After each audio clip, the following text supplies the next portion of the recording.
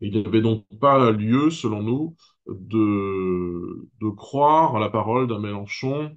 qui demandait aux forces politiques, accepteriez-vous un gouvernement du NFP sans LFI parce qu'il y a une influence énorme de LFI dans la structure même du LFP.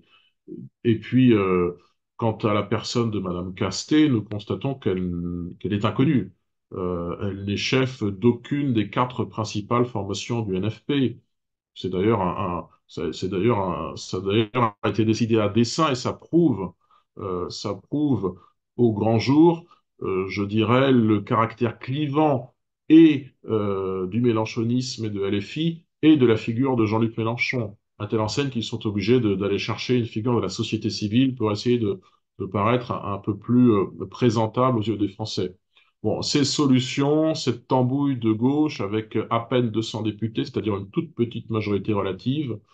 font qu'il ne pouvait y avoir de gouvernement de gauche à l'issue de ces élections parce que il y aurait eu censure immédiate